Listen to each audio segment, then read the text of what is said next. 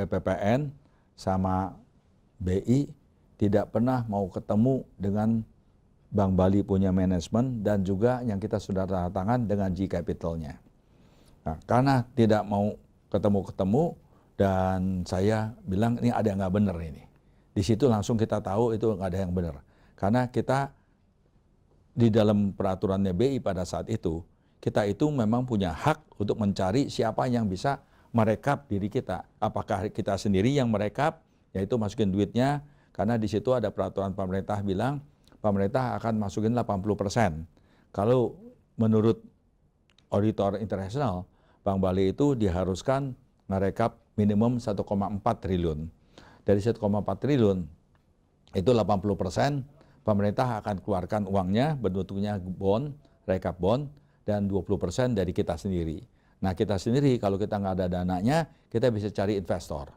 Kita sudah cari investor di tanggal 12 Maret tahun 99, kita sudah taken agreement dengan GE Capital. Kita tanda tangan tanggal 12 Maret dan kita sudah serahkan itu agreement kepada BI, kepada Menteri Keuangan, kepada BPPN. Tidak ada yang mau ketemu sampai saya pulang dari Singapura tanggal 15 April. Jadi saya pergi ke kantornya BPPN, masuk yang ada pada saat itu adanya Pak Farid Haryanto. Jadi saya pergi ke kantornya Pak Farid dan minta ketemu pada saat itu juga. Saya bilang, Pak Farid, ini ada apa? Kok kenapa? Kok nggak ada yang mau ketemuin dengan G Capital? Ya. Dia jawab, saya tidak suka dengan G Capital. Kok bilang pakai nggak suka? Ini kan dalam peraturan nggak ada ngomong BPPN pakai suka nggak suka. Dan juga kalau Anda nggak suka, ada juga bank lain, yaitu Bank ABN AMRO. Nah, benar dia bilangin. Ya ada.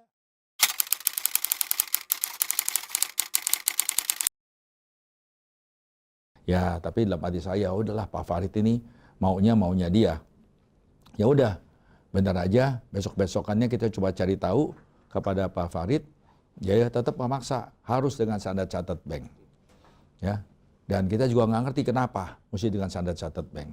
Padahal sejak bulan Oktober, kita ini Bank Bali sudah pakai prosesnya JP Morgan, kita ini ada 25 bank kita undang, dengan 20 bank waktu itu ada standar Chartered yang ngikut dan standar Chartered akhirnya keluar, tidak ngikutin lagi. Jadi artinya interestnya standar Chartered itu sudah selesai, sudah nggak ada pengen lagi.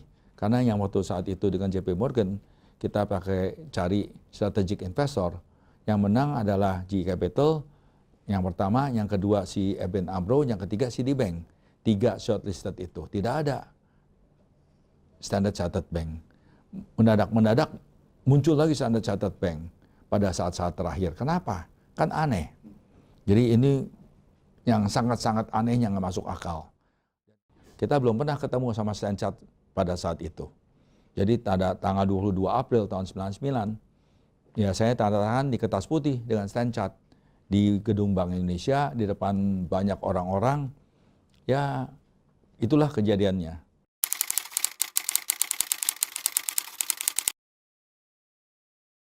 Pada saat itu yang saya aneh adalah kok saya nggak berteriak sih? Mestinya sesudah saya tanda tangan, saya tinggal ngambil mic, tinggal bicara sama wartawan-wartawan yang ada di sana. Rekan-rekan wartawan, tahu nggak yang saya barusan teken tuh di kertas putih? Nggak ada perjanjian. Karena memang sesudahnya bisa dilihat tidak ada perjanjian sama sekali, dan sesudahnya pun saya baru tahu dari karyawan-karyawan bahwa itu kertas putih yang ditandatangani mas saya, jatuh-jatuhnya adalah ada berapa versi. Versi A, B, C, D, E, yang mana setiap halaman tidak ada parafnya saya. Dan kemudian di beberapa bulan kemudian, yaitu tanggal 16 Desember 1999, di komisi spesial yang untuk panja atau kasus Bank Bali, di situ dibahas dengan banyak anggota DPR, dan juga banyak orang Standard Chartered-nya, orang dari BPPN, orang dari BI, dan juga konsultan-konsultan BPPN, yang mana mereka pada duduk dan hadir di sana. Saya bilang sekali lagi, saya itu dipasarkan di kertas putih. Ditanya, Ada nggak saksinya? Pada saat itu Pak Sumalin, komisaris utamanya Bank Bali, itu berani berdiri. Ya, saya dengan mata kepala saya sendiri, saya menyaksikan Rudi Ramli teken di kertas putih. Dan juga Pak Suwande pada saat itu adalah wakil komisaris utama, dan Pak Suwande juga bilang, ya saya pun menyaksikan. Itu semuanya ada, karena di DPR ada rekamannya dan ada risalah rapatnya. Dan banyak dari anggota DPR tersebut mungkin juga yang ada masih hidup. Nah, kira-kira itulah bukti-buktinya yang mana saya dipaksa tekan di kertas putih. Saya bilang itu nggak sah. Kenapa? Karena setiap lembarnya tidak ada paraf saya.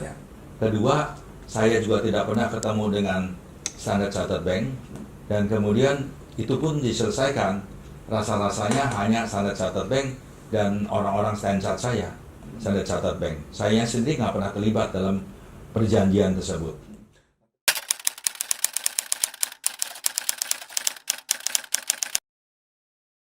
Kita sehat, likuiditasnya banyak, dan kita nggak pernah pakai BLBI, ya. Jadi pengertian kita ini sehat, ya kita sehat.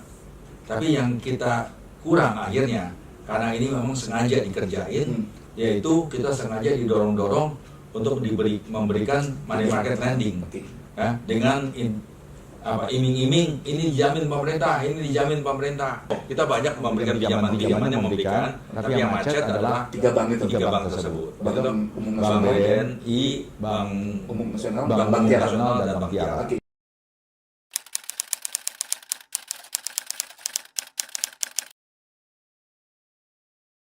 Kita menuntut bahwa BTO-nya Bank Bali itu tidak benar, dan telah kita buktikan benar-benar, dan Petun akhirnya setuju dengan tuntutan kami, dan hasilnya dari Petun adalah kita harus dibalikan itu Bank Bali, ya, kepada saya.